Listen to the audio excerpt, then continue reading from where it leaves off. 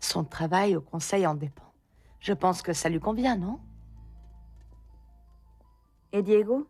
Il sait que tu allais lui parler? Je ne sais pas. En fait, je ne pense pas. Mais s'il l'apprend, il ne viendra même pas me le dire, non? Il se trahirait tout seul. Et Diego? Il est toujours au bureau?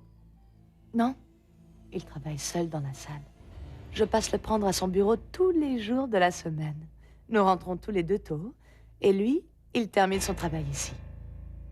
Dis-moi, à propos, Diego est en train d'envisager une nouvelle affaire et j'aimerais que tu demandes à Fabian ce qu'il en pense.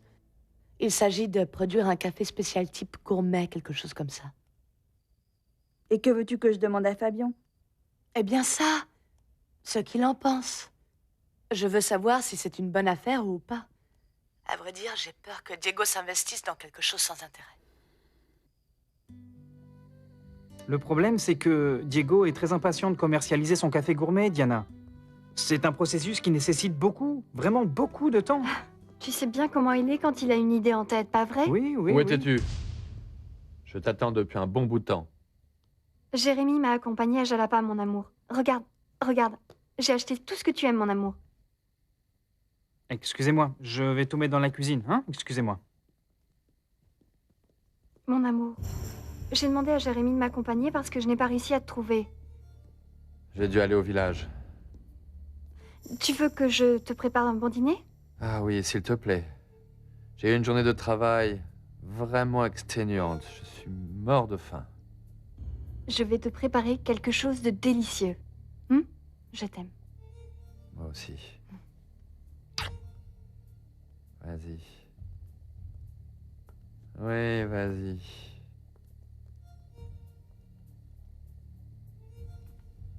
Ah, oui, c'est ça, vas-y.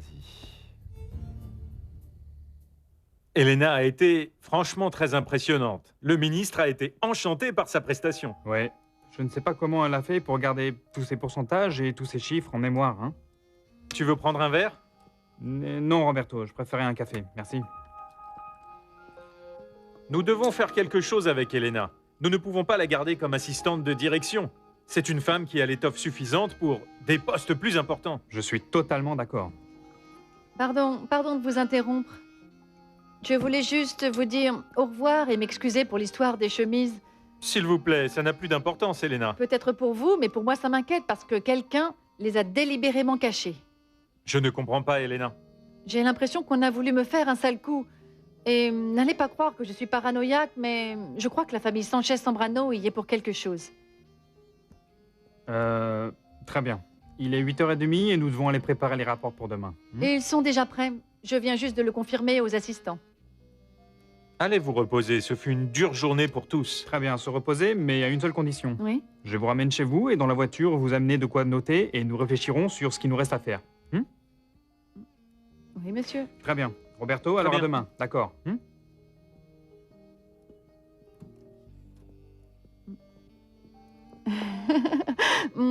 Bonne soirée. À demain, Susanna. Ciao. J'ai entendu que tout s'est bien passé. Félicitations. Ah, oui, grâce à Dieu. Après cette angoisse que j'ai eue aujourd'hui, hein. Tu sais quoi? Je pense sérieusement qu'ici, au Conseil, il y a une espionne ou un espion de la famille Sanchez-Zambrano. Tu crois? Ça oui, mais comment tu expliques ce qui s'est passé? Je dois découvrir qui c'est, parce que sinon, ça va me rendre la vie impossible, je te le jure. Mais attends que je découvre qui c'est. Et elle se souviendra de moi. Je te le jure. Très bien. Prends soin de toi, Susanna. Ciao. Repose-toi bien, ma chérie. Ciao, tout le monde. Et alors, Bérénice l'a cru? Mais oui, je te l'ai dit. Oui, elle dit aussi que la saisonnière a un pacte avec Monsieur Avellaneda. Que si elle a un quelconque contact avec Diego, il la renvoie immédiatement. De toute façon, j'ai dit à Bérénice de ne pas lui faire confiance. Ma pauvre Bérénice.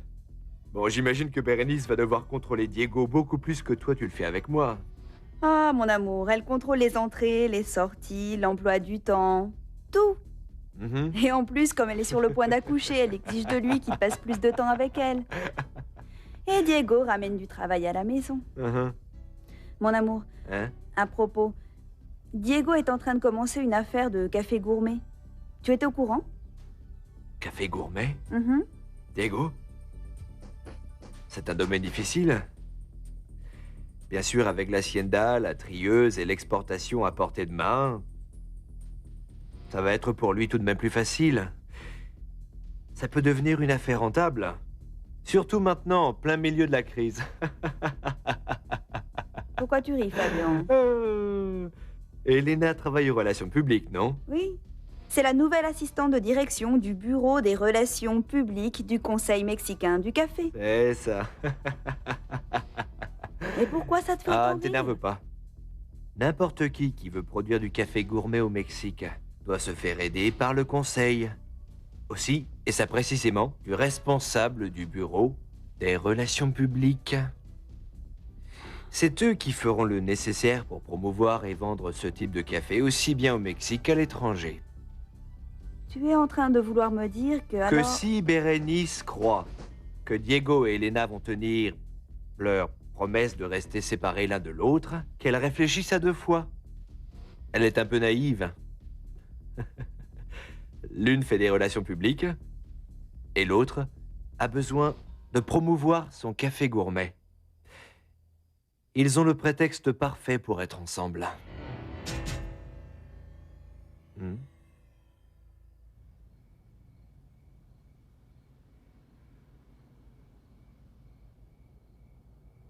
Très bien. Nous devons transporter divers types de cafés gourmets. Le Saint-Gilles, le Saint-Raphaël, le Sainte-Martha et le Helena Dumont. Helena Dumont... Et c'est tout? Je crois que oui. Très bien. Si j'en ai oublié un, je peux vous appeler chez vous plus tard? Vous avez mon numéro personnel? Oui, je l'ai eu dans le bureau d'Avellaneda. Ça vous dérange? Non, non, mais... C'est que... je ne peux rien faire sans vous. Je vous jure, avant, je pouvais au moins organiser mes journées tout seul. Mais maintenant, je ne peux plus. Croyez-moi que vous êtes devenu une véritable addiction pour moi. Comme le café.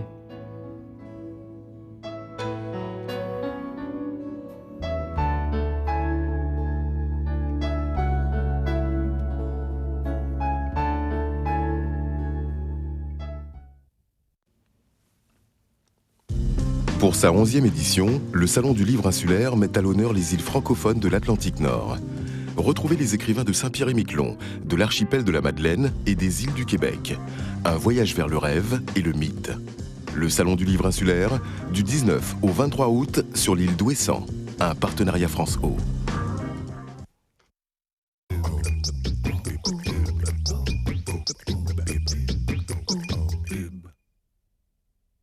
Personne en vue. On se fait un petit caprice? Ici? Tous les deux?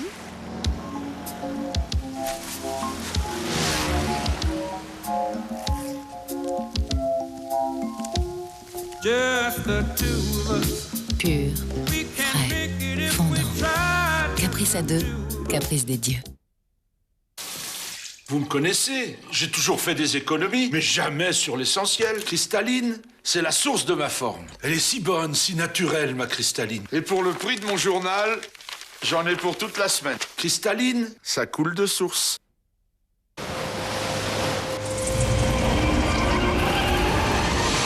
C'est dans les mers les plus sauvages que l'on trouve les meilleurs thons. Petit Navire utilise la cuisson vapeur pour préserver leur saveur unique. Nouveau thon Le Nature de Petit Navire, la saveur intacte d'un monde sauvage.